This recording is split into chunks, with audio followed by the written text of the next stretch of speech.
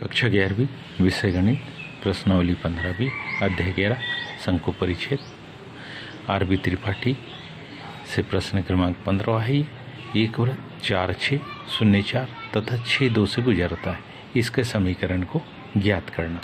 हम जानते हैं वृत्त का मानक समीकरण, क्योंकि जो वृत्त का समीकरण है वो कुछ इस प्रकार से x की घात 2 धन y की घात 2 धन 2gx धन 2fy धन c बराबरी से 0। अब क्योंकि ये इन बिंदु से होते हुए गुजरता है तो ये इसको मान लो समीकरण नंबर 1। तो हम लिख सकते हैं अतः समीकरण 1 में x जहाँ पर है वहाँ पर 4 और y जहाँ पर है वहाँ पर 6 रखेंगे। मतलब क्या, पहला मान रखा 4 6 को रखने पर इससे जो समीकरण बनेगा वो देखिए, x की घात 2 मतलब 4 का वर्ग, y की घात 2 6 का वर्ग, 2 गुणित g x का मान 4, 2 गुणित f गुणित y का मान 6 धन c बराबरी से 0। हल करेंगे तो 4 चौक 16, 6 6 36, 36 और 16 52, 4 दूनी 8g, 6 दूनी 12f धन c बराबरी से 0। इसको हम लिख रहे हैं कि ये समीकरण नंबर कौन सा हो गया, 2। पुनः इसी समीकरण समीकरण 1 में किसके बराबरी से x की जगह पर 0 और y की जगह पर 4 रख दें। अगर हम इन मानों को रखते हैं तो ध्यान से देखिए, इन मानों को रखने पर समीकरण x की घात 2 मतलब 0 की घात 2, y की घात 2 मतलब 4 की घात 2, 2 गुणित g गुणित 0, 2fy 2 गुणित f गुणित 4 धन c बराबरी से 0। पहला पद तो 0, 4 चौक 16, ये तीसरा भी 0, 4 दूनी 8 f धन c बराबरी से 0। ये आ गया समीकरण नंबर कौन सा, तीसरा। इसी प्रकार क्या करें हम, इसी प्रकार समीकरण 1 में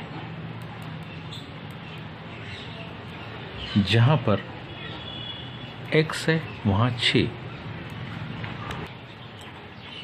y बराबरी से 2 रखने पर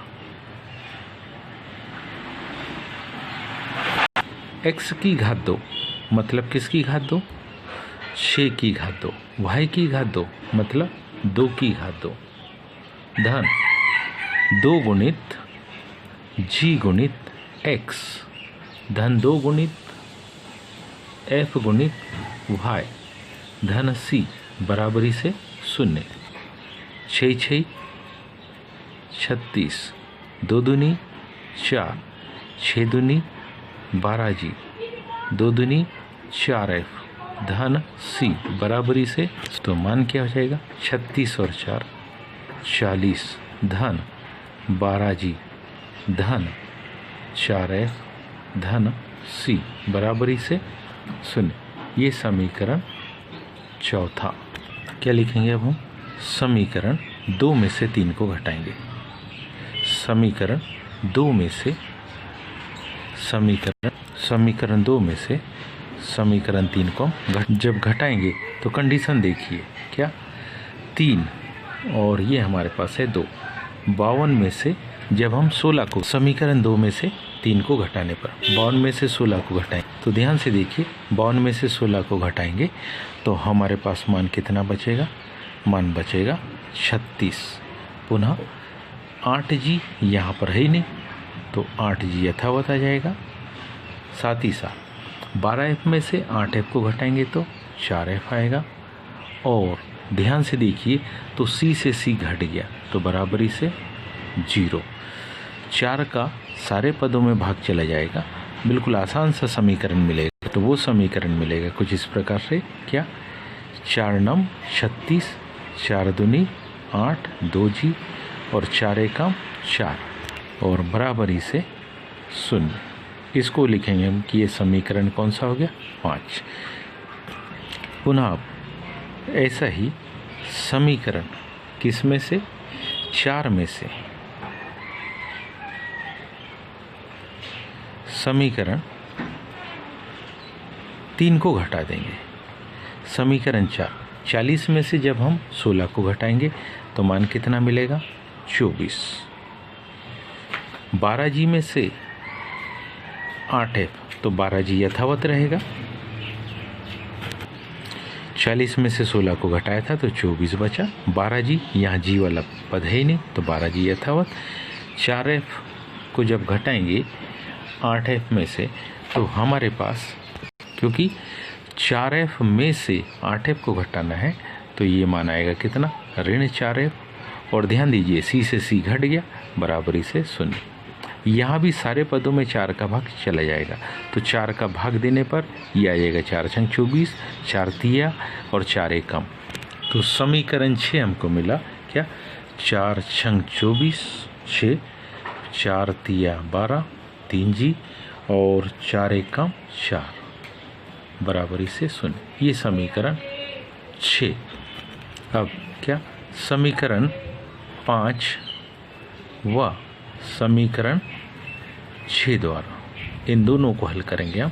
तो समीकरण 5 हमारे पास है 9 + 2g + f = 0। ये समीकरण 5। समीकरण 6 ये लिखा है, क्या 6 + 3g - f = 0। यदि इन दोनों को क्या कर दे, जोड़ दे, इन दोनों समीकरणों को यदि जोड़ते हैं तो हम क्या पाएंगे, f से f घट जाएगा। 9 में से जब 6 को घटाएंगे, 9 में 6 को क्या करेंगे, जोड़ेंगे, क्योंकि जोड़ने पर लिख रहा है तो 9 और 6 हो जाएगा 15। क्या हो जाएगा 15, 3 और 2 5, 5g बराबरी से 0। 15 जब दाहिनी तरफ जाएगा तो ऋण 15, 5g बराबरी से ऋण 15, इसलिए g बराबरी से ऋण 3। समीकरण 5 में g का मान जब हम ऋण 3 रखेंगे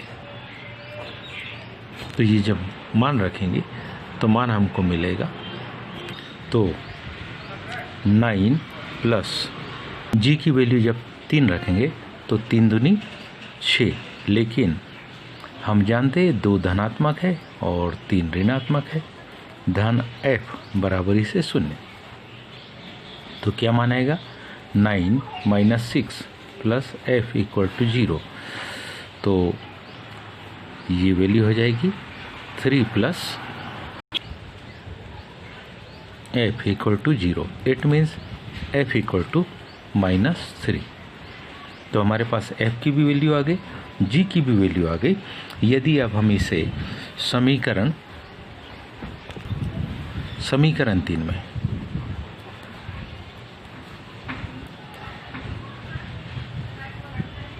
f बराबरी से ऋण 3 रखने पर क्या होगा, 16 धन 8 गुणित ऋण 3 धन c बराबरी से 0।